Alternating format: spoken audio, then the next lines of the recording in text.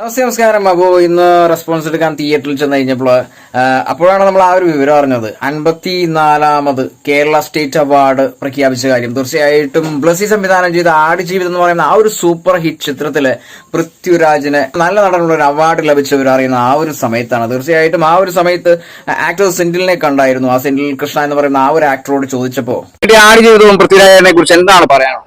നമുക്ക് അഭിമാനിക്കാവുന്ന ഏറ്റവും വലിയ കാര്യമല്ലേ, അവർ കഷ്ടപ്പെട്ടതിന്റെ ആ ഒരു ഫലം അത് അറിയിച്ച രീതിയിൽ തന്നെ കിട്ടിയതിൽ ഒരുപാട് സന്തോഷം. നമ്മളൊരു മലയാളിയായതിൽ നമ്മളും അഭിമാനിക്കുന്നു. അതിനു മുൻപായിട്ടാണ് ബിബിൻ ജോർജിനെ കണ്ടത്. അതേപോലെ തന്നെ സെന്റിൽ കൃഷ്ണനെ കണ്ടപ്പോൾ അദ്ദേഹവും ഭയങ്കര ഹാപ്പി മൂഡായിരുന്നു. ആ ഒരു ചിത്രത്തിന് കേരള സ്റ്റേറ്റ് അവാർഡ് ലഭിച്ചു എന്ന് പറഞ്ഞപ്പോൾ അദ്ദേഹത്തിന് ഭയങ്കര സന്തോഷമായിരുന്നു. തീർച്ചയായിട്ടും ഇത് ഓസ്കാറിന് ആ ഒരു ലെവലിൽ പോകുന്ന ഒരു ചിത്രം തന്നെയാണ്. അതിനെക്കുറിച്ച് എന്തെങ്കിലും ഒരു പ്രാധാന്യം പറയാനുണ്ടോ? അല്ല, അത്രയും അതിനുള്ള ഒരു അംഗീകാരമാണല്ലോ ഇപ്പൊ കൊടുത്തേക്കുന്നത്, ദേശീയ പുരസ്കാരം. അതിന് അർഹിക്കുന്ന ഒരു അംഗീകാരമാണല്ലോ. അത് അവരെടുത്ത ഒരു എഫർട്ടിന് എന്തായാലും നമുക്കും അഭിമാനിക്കാം. അപ്പൊ ഈ ഒരു സന്തോഷ